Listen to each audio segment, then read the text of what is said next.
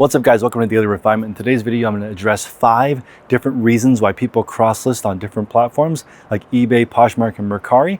And as you guys know, I personally do not cross-list, but in this video, I'm going to give you guys 5 scenarios where cross-listing would make sense. And if you're new to my channel, essentially cross-listing means you put one item on, let's say eBay, and then cross-list it onto Poshmark and Mercari. That's one of the most common forms of cross-listing, especially in my category, which is clothing. But I appreciate you guys. We're going to go over pros and cons in this video, so we'll see you inside.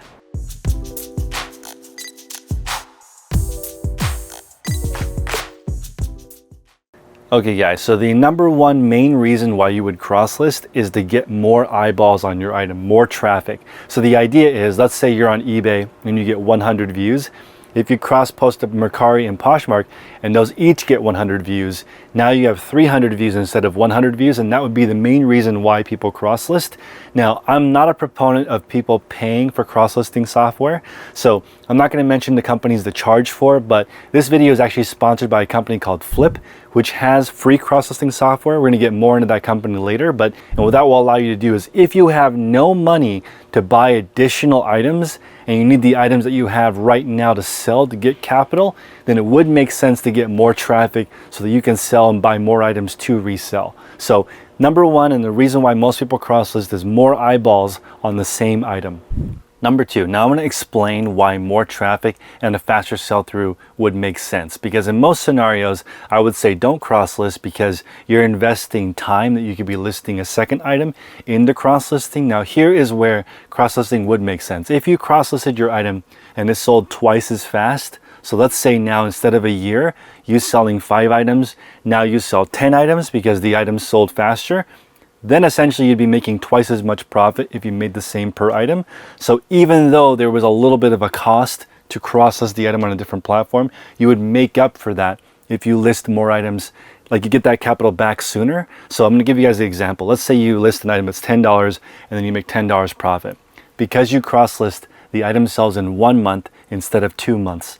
So now you get the item, let's say you paid $2 in your time to cross-list the item. So now you've made $8 one time, but you're able to do that twice, so you make $16 now in 2 months instead of listing the item one time and making $10 over the cost of 2 months, right? So it's important to understand, if you're cross-listing in order to sell the item faster, you need to immediately reinvest that money to make up for the time that you spent cross-listing the item. So that's why I normally don't recommend cross-listing, but if you're diligent and you get that money back and you redeploy it immediately into another item, then a faster sell-through rate, which would mean that you actually sell your items more times per year, so more cycles, that would be beneficial. Number 3 is you don't have to put all your eggs in one basket. So let's say you sell on eBay, Poshmark, and Mercari. If eBay suspends you, now you have Poshmark and Mercari still to sell on. So this is advice that you should take with a grain of salt, because I think if you sell on one platform and take care of it, you will not get suspended. But in the case that you do and you're on multiple platforms, you still have the other platforms to sell on in case you get suspended. So what I recommend, please listen to this disclaimer. Get good at one platform first and then cross-list. So just because you're on multiple platforms does not give you an excuse to not have quality listing metrics in each platform. So make sure you do a good job on multiple platforms, and that way you do have another account that you can go to in case one platform goes down for you. This is also going to bring us into the next point, which is really important. Some items sell for different prices on different platforms. So that's number 4. Remember, an item might sell for more on the platform where it's designed for that. So for example, if you're selling Tommy Bahama, it's more of an older person brand. It might sell for more money on eBay than Poshmark, which is usually a slightly younger demographic. Although for me personally, when I did sell on Poshmark, I did have an older demographic as well. It's just because the items that I sold were for an older demographic, I was still able to convert on Poshmark. So again, it may sell for more depending on the demographic that shops on that platform the most. If you end up using Tradesy, that's a different customer than Poshmark, different customer than Mercari. And if you're selling only on a site like Grailed, maybe it's more of a male demographic. So it's important to understand which platform has different clientele. Also, if you're going to cross-list, what it did for me essentially is I learned the tips and tricks from different platforms to apply. I ended up just selling on one platform, but If you sell on multiple platforms, you essentially take your knowledge, your tips and tricks from one platform, and you're able to use that to leverage being a better seller on all the different platforms. So just make sure when you cross list, to take care of all your accounts. I cannot stress that highly enough. I worry about people cross listing because essentially what will happen is they'll start getting defects on one account. So that's going to bring us into one of the cons of cross listing, which is you might accidentally double sell. So back to our sponsor Flyp, they have tools to basically inventory all of your different items on different platforms to help you reduce the chance of something double selling on more than one platform. So essentially their tool allows you to end the item on the other platforms if it sells on one. So I recommend doing that several times a day, depending on what your schedule looks like. If you're gonna sell on multiple platforms, this is part of it. When I used to cross list, I used to do it probably 3 times a day, where I'd go through and make sure that my items are reconciled on every platform. So that's important. That's your responsibility if you cross list. And that's one of the biggest challenges with this platform, and that's what this tool is designed to help people with. Number 5 is the number one reason, in my opinion, why you should cross list, and that's if you sell replenishable items. So here I have some Lululemon that we are selling on multiple platforms. I have more than 10 of every single style. So in this scenario, I don't have to delist off of another platform. I can just change the quantity. So in this scenario, it's not taking up a lot of my extra time. And if you eventually grow in your resale business to the point where you can buy more than one of the same thing, that's a really big time saver. So one of the accounts I recommend you guys check out, I'll put right here. This is Gabby's Bags.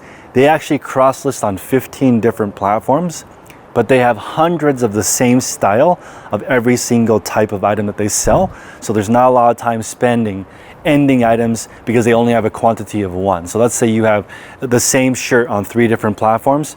They have 10 shirts on 3 different platforms, saving them a lot of additional time. So if you are a replenishable seller, or if you're an individual one-off seller, eventually you will come across an item that you can get more of one. In that scenario, it's much more advantageous to get all of the traffic and all of the eyeballs, because somebody that shops on Poshmark may not shop it on eBay at all, so you're getting that customer. So it's important to understand as you continue your resale journey, definitely move more towards replenishable items, because then it takes advantage more of these cross-listing softwares that are available. So this is the Flyp dashboard. It's available only on desktop, and I recommend you do everything from your desktop anyway. So on here, you can create a universal listing and push it out to the different platforms that you sell on. You can also deactivate it on multiple platforms or mark sold, and it will end all the items on the other platforms for you. If you are going to sell on more than one platform, you need a procedure for ending items on other platforms. It's part of your process. So I personally do not cross list, but thousands or tens of thousands of people do cross list. And the best practices are always based around creating a system. This channel, everything about this channel, everything about reselling is about creating systems so you can be successful. So however you do it should be the same way you do it always. If you list on eBay first, import the information in, then go Poshmark, Mercari, that's great. If you're gonna do in the universal loader, then push it out to eBay, Poshmark, and Mercari, do it that way. This is really important to set up a uniform way of doing it so that you don't have items being sold on more than one platform. So also from here, you can access the Poshmark share. If you're going to sell on Poshmark, it's really important that you share your items, because that affects the way customers see your items. Oftentimes best match or what's recommended to the customer is based on most recently shared. So you need to use a tool like Flyp to share your items if you want the most premium exposure. To give you an idea of how expensive that can be, for me personally, when I ran a Poshmark closet, it was $700 a month just to have my items shared. It was very, very expensive. So being able to utilize tools to help with automation is really, really key to making sure that your items stay on top if you're gonna sell on a platform like Poshmark. So again, utilize these free tools. There's a link in the description below. It helps out the channel if you guys check out Flyp. It's free, and they're just local, so James is nearby. And he said that he really appreciated that I look out for resellers. So even though I personally do not cross-list, I was trying to think of the 5 scenarios in which resellers would get value from a tool like this. So for those of you thinking that I sold out, I definitely want to just point out that there are some scenarios in which cross-listing makes sense. So I appreciate you guys. We'll see you on the next video.